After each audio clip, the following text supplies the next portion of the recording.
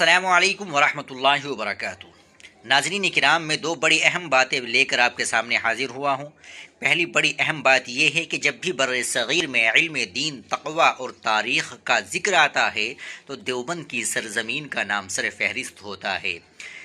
اسی سرزمین پر صدیوں سے ایسے علمی خاندان آباد ہیں جنہوں نے نسل در نسل دین اسلام کی شمع کو روشن رکھا۔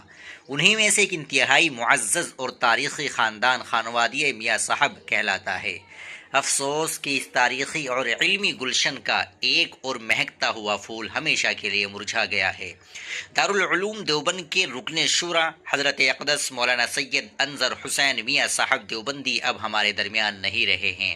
ناظرین، دارالعلوم دیوبند کی رکن شورا اور علمی مقام دارالعلوم دیوبند کی مجلس شورا میں شامل ہونا بذات خود ایک بہت بڑا علمی اور انتظامی اعزاز مانا جاتا ہے، کیونکہ اس شورا کے فیصلے پوری دنیا کے مدارس اور تعلیمی نظام پر اثر انداز ہوتے ہیں۔ مولانا سید انظر حسین میاں صاحب اپنی غیر معمولی بصیرت، سادگی اور علمی دوستی کی وجہ سے اس مجلس کے ایک معزز اور کلیدی رکن تھے۔ اس کے ساتھ ساتھ جامعہ صغریہ دیوبند کے ناظم تعلیمات کی حیثیت سے انہوں نے تعلیمی و تدریسی شعبے میں جو اصلاحات کی اور طلباء کی جس انداز میں تربیت کی، اسے دیوبند کی تعلیمی تاریخ میں ہمیشہ یاد رکھا جائے گا۔ تصویر میں نظر آنے والا یہ پرنور چہرہ اچانک حرکت قلب بند ہو جانے کی وجہ سے ہم سے جدا ہو گیا ہے۔ ان کے اچانک انتقال کی خبر پھیلتے ہی دارالعلوم دیوبند کے اساتذہ، ملک بھر کے علماء اور مرکز تحفظ اسلام ہند جیسے بڑے اداروں کی جانب سے گہرے دکھ اور تعزیت کا اظہار کیا گیا ہے۔ تمام مکاتب فکر ان کے جانے کو علمی دنیا کا ایک بہت بڑا تعلیمی اور تاریخی نقصان قرار دے رہے ہیں۔ ایک ایسی شخصیت جو شرافت، علم اور تاریخ کا حسین سنگم تھی، آج رخصت ہو چکی ہے۔ اللہ پاک حضرت مولانا سید انظر حسین میاں صاحب کی لغزشوں سے درگزر فرمائے، ان کے حسنات کو قبول فرمائے اور انہیں جنت الفردوس میں اعلیٰ مقام عطا فرمائے، آمین۔ ناظرین، دوسری بڑی اہم خبر محرم الحرام کے تعلق سے ہے۔ محرم الحرام اسلامی سال کا پہلا مہینہ ہے اور 4 حرمت والے مہینوں میں سے ایک ہے۔ اسے شہر اللہ یعنی اللہ کا مہینہ کہا جاتا ہے۔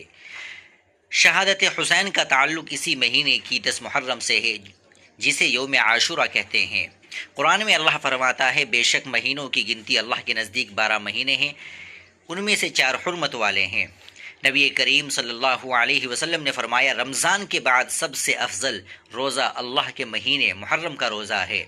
10 محرم کا روزہ پچھلے ایک سال کے گناہوں کا کفارہ بنتا ہے۔ 10 محرم 61 ہجری کو کربلا میں نواسۂ رسول حضرت امام حسین بن علی رضی اللہ عنہما، ان کے اہل بیت اور 72 ساتھی یزیدی فوج کے ہاتھوں شہید ہو گئے۔ حضرت حسین رضی اللہ عنہ نے یزید کی بیعت سے انکار کیا کیونکہ وہ اسے اسلام کے اصولوں کے خلاف سمجھتے تھے۔ کوفہ کے لوگوں کے بلاوے پر وہ کربلا پہنچے، لیکن کوفہ والوں نے وعدہ خلافی کی۔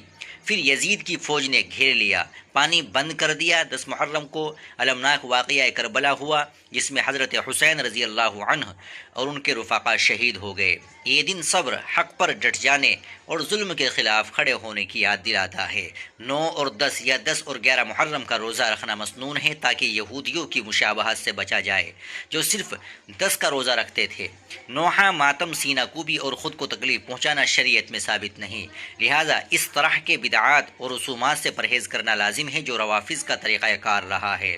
حضرت حسین رضی اللہ عنہ کی شہادت حق و باطل کے فرق کو واضح کرنے والی عظیم قربانی ہے۔ نبی کریم صلی اللہ علیہ وسلم نے فرمایا، حسین مجھ سے ہے اور میں حسین سے ہوں۔ حضرت حسین رضی اللہ عنہ سے محبت ایمان کا حصہ ہے۔ ناظرین کرام، آپ ان دونوں اہم باتوں کے تعلق سے کیا کہیں گے؟ کمنٹ باکس میں ضرور بتائیے گا۔ ویڈیو کو لائک اور شیئر بھی ضرور کر دیجیے گا۔ آپ ہمارے چینل پر نئے ہو تو چینل کو ضرور سبسکرائب کر لیجیے گا۔ ملتے ہیں انشاءاللہ اگلے ویڈیو کے ساتھ۔ السلام علیکم ورحمۃ اللہ وبرکاتہ۔